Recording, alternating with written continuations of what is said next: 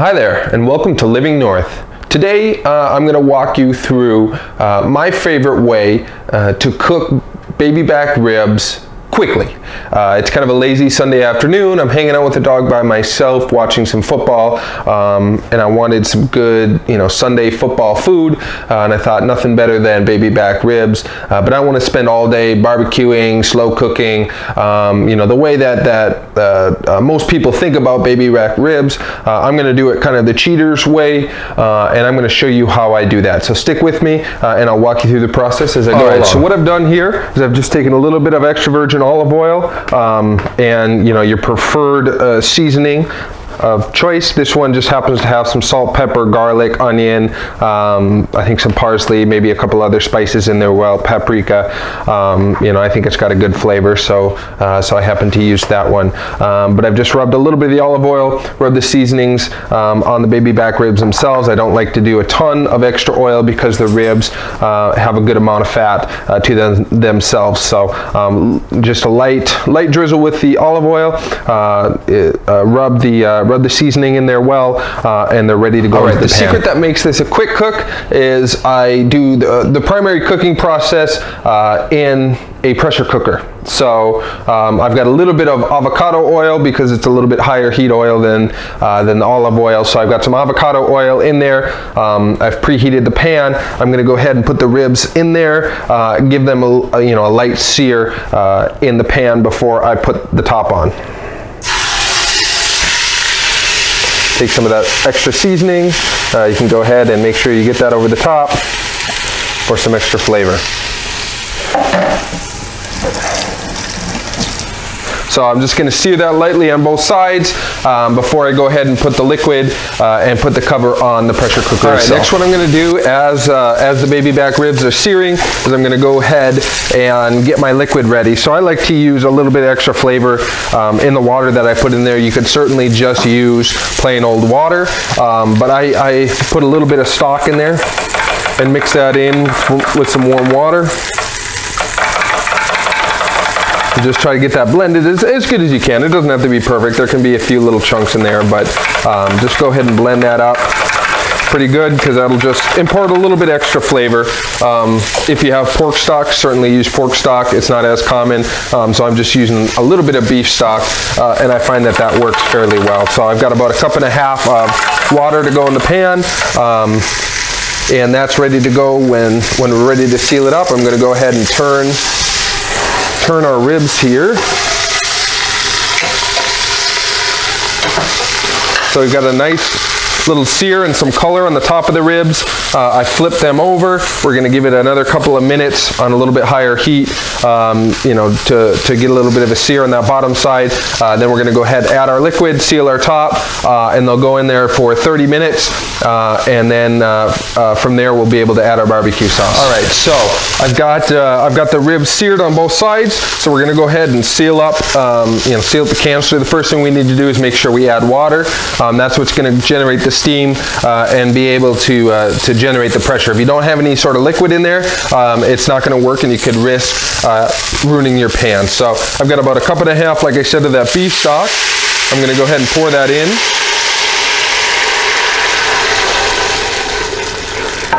Turn the heat up to high.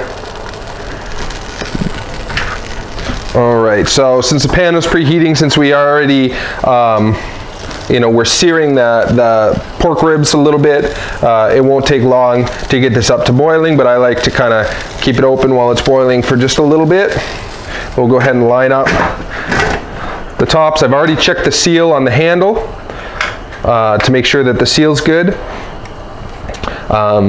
So I've got the pressure cooker where it needs to be. I've got it on the setting, the pressure setting. I've got the handle locked. We're ready to go. So we'll just wait for that to come up to pressure with this particular model. It's just got like a little yellow indicator. So once that generates enough steam, that'll push up on that little yellow indicator. That'll let you know that it's up to pressure. So we'll just wait for that to happen, and then we'll set our timer for 30 minutes, and we're pretty much done through the cooking process. So you can see that little yellow indicator at the top there. That's what we're waiting for to come up. you can hear the steam kind of generating from the top there, so we're going to let that continue to build up. Sometimes with this particular model, I found if I actually pinch the handle just a little bit, it'll help move it along. So you saw that little yellow indicator pop up, so that lets us know that we're at pressure. So I like to give it another minute or two on high before I drop the temperature down. On this particular model, it goes from high down to 1. So from high is basically 7, then 6, 5, 4, 3, 2, 1. I usually drop it down to level 3 and let it cook at that. So we're letting that pressure build up in there and get to where it needs to be. You'll see sometimes some steam come out of the front port here, and that lets you know that you're doing pretty good. There's a little bit of extra pressure coming out, so you can kind of hear that and see that steam coming out a little bit. I don't know how well the camera is picking that up, but at that point then I can go ahead and I can drop down the temperature, and we can go ahead and start our timer for 30 minutes. Now, normally what I do after the ribs have finished cooking, after the 30 minutes, is I'll put them in a cast iron skillet. So, basically we're going to give that extra like char, we're going to put the sauce on, give it an extra time, kind of caramelize that sauce, and give it a little bit of that sort of barbecue exterior that we don't get from something like the pressure cooker. Today, since it's such a nice day outside, maybe one of the last good grilling type days here that we're going to have in Alaska, I'm going to go ahead and fire up the grill, and we're going to finish them on the grill. All right, so we're about halfway through the cooking process inside. We got about 15 minutes left or so in the pressure cooker, so I'm going to take this time to go ahead and light my charcoal briquettes in here. I'm just using kind of a briquette with like some hardwood flecks in here. Just one that I found. I think it's a newer product, so I'm giving it a try. But what I do usually is I'll rip off a piece of the bag, kind of break that apart to put in the bottom of the chimney starter that I have here. So I've got that loaded up. I've got it about 3/4 full with charcoal. I'm going to just go ahead and light that. I prefer to use the chimney starter just because I don't get that lighter fluid flavor then. And that way then I can use that bags. I'm not just throwing away those bags. I'm using them for something. And I think it's a kind of an efficient way to get things lit and to get them, evenly lit. So just going to light it on all different sides here. Give that a chance to kind of burn down. Those should be lit, and the timing should be just right for when we finish the ribs in the pressure cooker there. All right, so our timer went off. We've hit our 30 minutes. I went ahead and I turned the stove off. I'm going to go ahead and release the pressure. So in order to do that, the first thing I want to do is make sure I turn the fan on. And I apologize for the noise that that'll make, but I certainly don't want to set off all the alarms in the house. So on this particular model, we've got a little steam indicator there on the side right there. So I'm just going to spin that, and you'll see the steam releasing. So we'll just give it a minute or two, and you'll know when all the pressure's released, when that yellow indicator tab right there goes back down.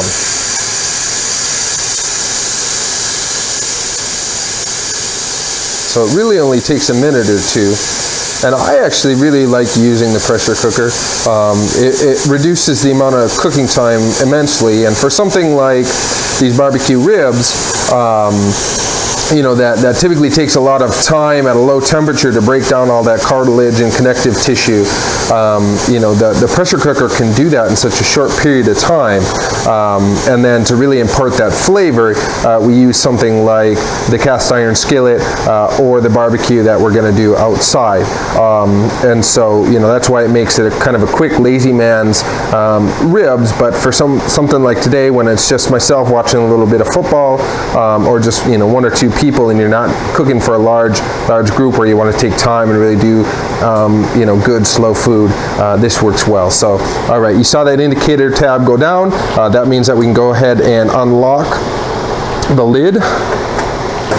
Should be super easy. Make sure you always spin the lid away from you, because you'll see that steam exiting there, and so then we take a look on the inside. You'll see kind of the ribs poking through, the meat is shrunk, and that's going to be super nice and tender. So we're going to go ahead and take that out. I'm going to rub it with some barbecue sauce and we'll get it on the grill. All right, so as you can see, our chimney start has been going. There's a good kind of gray outer crust on all of the coals, so they're ready to go. So I'm just going to go ahead and dump those in.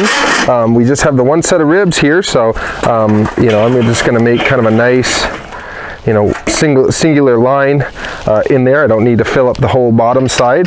You know, I want a good dose of heat in each, you know, in one kind of section in order to get kind of that barbecue char on the outside. So I'm going to go ahead and throw this on. Let that grill heat up. A little trick that I use typically, because I don't, you know, I don't have a brush. I don't know why, maybe just because I'm cheap or something like that. But typically I'll just take some tongs and a little bit of aluminum foil, and I'll go ahead and I'll rub, you know, any of the old crusty, you know, bits that are left on from the grill grate from previous cookings, and I'll just rub that off. And as you can see, hopefully it works pretty well to get, you know, to get all that little bit off. So I'm just going to clean that off, heat this up. I can already tell it's nice and hot.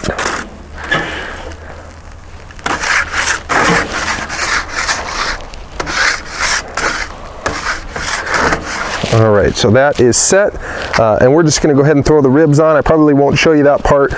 Really, I'm just going to lay it down a couple minutes on each side, get that good kind of barbecue char, and then I'll show you the finished product when we're done. All right, so we spent about 3-4 minutes on each side on the grill here.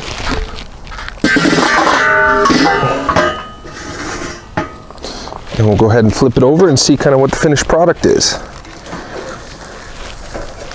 So you can see you got kind of that wonderful grill marks on both sides, kind of that crispy grill exterior, but they're going to be nice and tender without having to spend hours and hours smoking them. So that's kind of what our finished product is. You can kind of see how tender it is. It's fallen off the bone already. We'll just bring them inside, and there you have it. Super simple, you know, super tasty, kind of a cheater barbecue ribs. You know, works great for one person, just a couple people, or, you know, if you want to entertain a lot of people without having to put too much time. You know, a big pressure cooker like that, you could certainly serve up multiple racks of ribs or cook multiple racks of ribs in there in the same amount of time. You got plenty of space on the grill, char them up, and you're good to go. So give it a try, and if you enjoyed the video, as always, please like, subscribe, and share with your friends. So thanks again for watching Living North, and I hope you'll stick with us and check out our future videos.